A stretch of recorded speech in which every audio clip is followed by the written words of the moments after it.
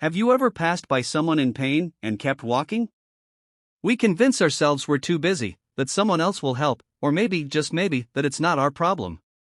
But what if I told you, sometimes the people we ignore hold the key to changing our own lives forever?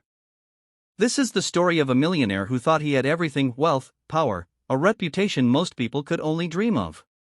But one rainy night, outside his own mansion gates, he came face to face with two strangers who would shatter his pride and teach him what true richness really means.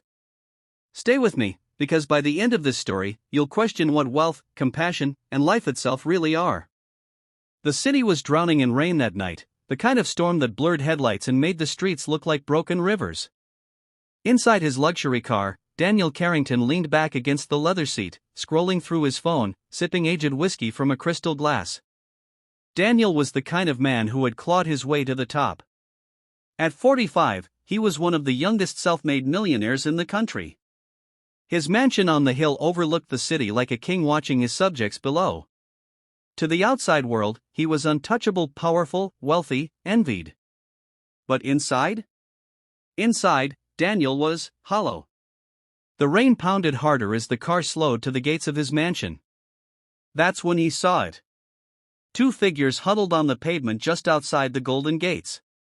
An elderly man and woman, drenched to the bone, clinging to each other as if holding on to life itself.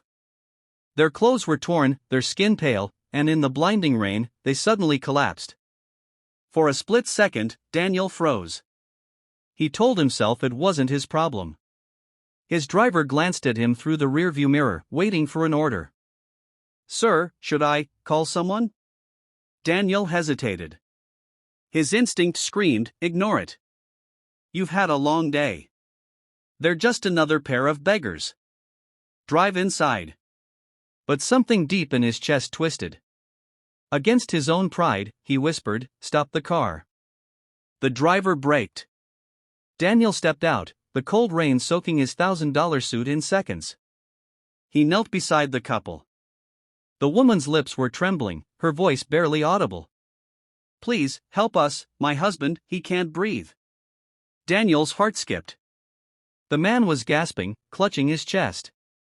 For the first time in years, Daniel felt helpless. He shouted to his driver, "Call an ambulance, now." Minutes felt like hours. Daniel stayed there in the mud and rain, holding the old man's hand, staring into his fading eyes. And in that moment, a memory returned: his father, frail and dying, reaching out to him years ago. A hand Daniel never held, because he was too busy building his empire. When the ambulance finally arrived, Daniel insisted on riding along. For reasons he couldn't explain, he couldn't let go of these strangers. That night marked the first crack in the armor he had built around his heart. The hospital smelled of disinfectant and despair. Daniel sat outside the emergency room, his clothes soaked, his hair dripping, but his mind restless. Why had he, a man who never stopped for anyone, chosen to stop for them? Hours passed. Finally, a doctor emerged. "They'll live," the doctor said. "But they're malnourished, exhausted, and severely dehydrated." Another hour out there, and it might have been too late. Daniel exhaled, relief washing over him. He asked to see them once they were stable. The next morning, he entered their small hospital room. The elderly woman smiled weakly when she saw him. You saved us," she whispered. Daniel shook his head. "No, the doctors saved you. His voice trailed off. He wasn't used to being thanked for kindness. The old man, still weak, looked at Daniel with tired but steady eyes. "Why did you stop?" Daniel couldn't answer.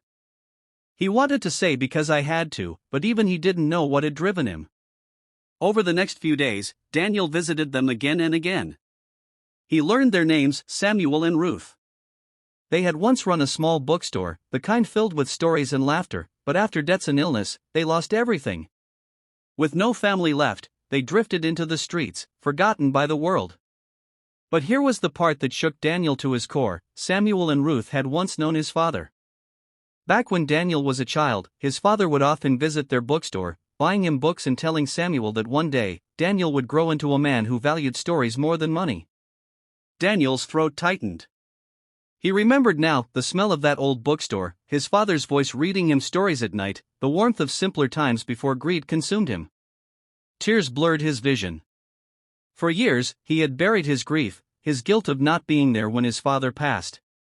And here, lying weak but alive, were the very people who had been a part of that lost chapter of his life. Daniel made a decision. Not out of pity, but out of something deeper. He brought Samuel and Ruth to live in his mansion. He gave them warmth, care, and dignity. But in return, they gave him something money could never buy: family, wisdom, and love. Months passed. Daniel wasn't just a millionaire anymore. He became a man others could respect, not for his wealth, but for his heart. And every evening, when Ruth read aloud from old books and Samuel shared stories of his youth, Daniel felt the void inside him finally begin to heal.